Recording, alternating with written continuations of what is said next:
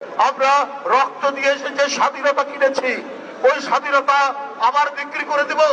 আমরা পিন্ডির কাছ থেকে স্বাধীনতা ছিনিয়ে এনেছি, এটা দিল্লির কাছে আমরা আত্মসমর্পণ করব।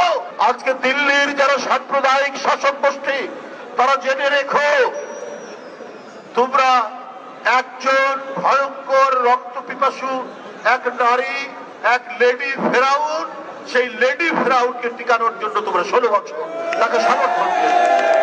দুর্বার গতিতে দেশ রক্ষার জন্য ব্রাহ্মণবাড়িয়া আখাউড়া সীমান্তের দিকে তারা এগিয়ে যাচ্ছে। বন্ধুরা আমার, এদের এগিয়ে যাওয়া আমার মনে পড়ছে সেই আলফ্রেড টেনিসনের কবিতা, cannon to front of them, cannon in front of them, cannon in left of them, cannon in front of them, cannon in right of them, into the valley of death. ওদের সামনে কামান, ওদের ডানে কামান, ওদের বামে কামান, ওরা মৃত্যুর উপত্যকা দিয়ে এগিয়ে যাচ্ছে দেশকে রক্ষার জন্য।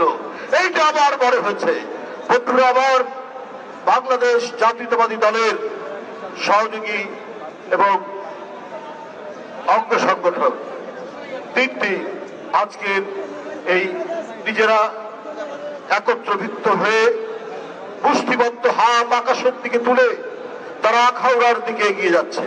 এদের এই চেতনা তো বাংলার মহান যে সমস্ত নেতা যারা আমাদের স্বাধীনতা যুদ্ধ থেকে প্রেরণা দিয়েছেন, পরবর্তীতে দেশ রক্ষার প্রেরণা দিয়েছেন, তাদের সন্তান হচ্ছে এরা।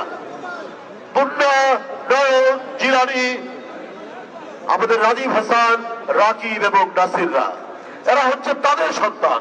মৌলানা ভাসানীর সন্তান, স্বাধীনতার ঘোষক জিয়াউর রহমানের সন্তান, ওরা দেশনেত্রী বেগম খালেদা জিয়ার সন্তান, ওরা দেশ নায়ক তারেক রহমানের সন্তান, আদর্শের সন্তান। এরা তো এই চেতনা তৈরি করেছেন আগে। আমরা রক্ত দিয়ে এসে যে স্বাধীনতা কিনেছি ওই স্বাধীনতা আবার বিক্রি করে দেব। আমরা পিন্ডির কাছ থেকে স্বাধীনতা ছিনিয়ে এনেছি, এটা দিল্লির কাছে আমরা আত্মসমর্পণ করব।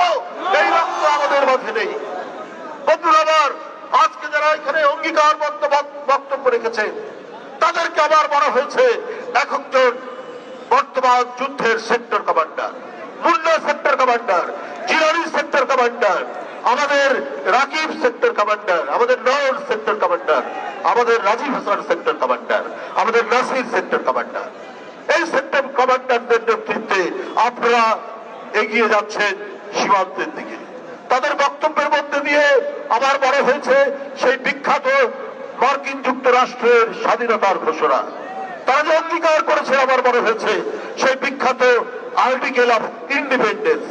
ওদের বক্তব্যের মধ্যে সেই স্বাধীনতার যে অনুচ্ছেদ, সেই অনুচ্ছেদের অঙ্গীকারগুলো রয়েছে তাদের এই বক্তব্যের